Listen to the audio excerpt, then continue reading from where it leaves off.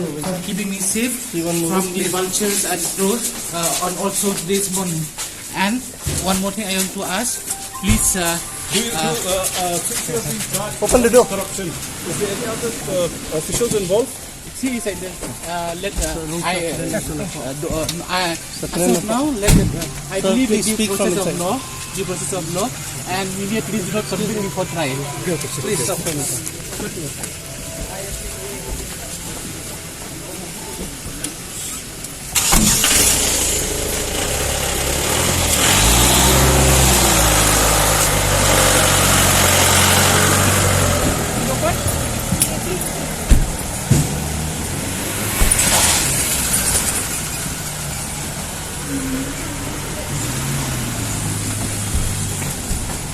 Pulit officer uba jubat mensyakum u Assistant Inspector General of Police uba GK Langrai ula syakem haka singi balang haka Special Investigation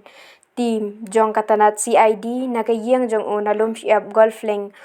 ulami menta ka janmi na Civil Hospital Shillong hadian baulasa haka ni ka jaka ban Shah Sumar yala di nakajing shitom ka met jong u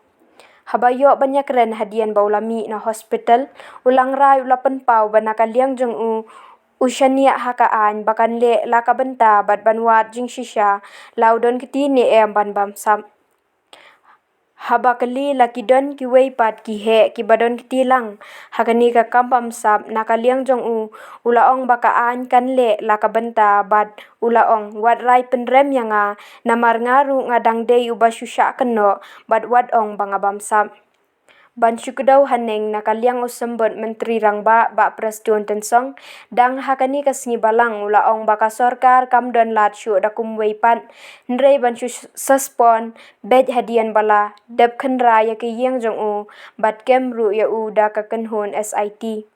kani ka jing sha kem uniu he Pulit kalong hadian bala pau perthei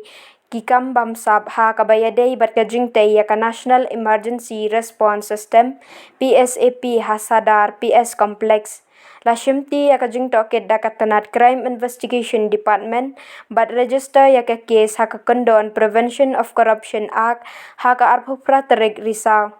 hadian kaniela thong ya ka kanhon Special Investigation Team kabalakli du dau DIG ba Deves Marang Syuk laban kedau bau niu he Pulit ula syak keno Bamsap bat ka jing tiet kali hakatanat Pulit menbau dang bat kumu AIGP nakaliang menteri rangba ka jela ha kasngi palei ula ong ba kani ka jing syak kem ulang rai kam dei naka jing syak keno Bamsap tiet kali hendrai ka dei bat ka ni ka jing tei for keeping me safe from the vultures and crows on also today's morning. And one more thing I want to ask, please Open the door. Corruption. Is there any other officials involved? see inside there. Let now let I believe in the process of law, and we need to do not submit before trial. Please stop from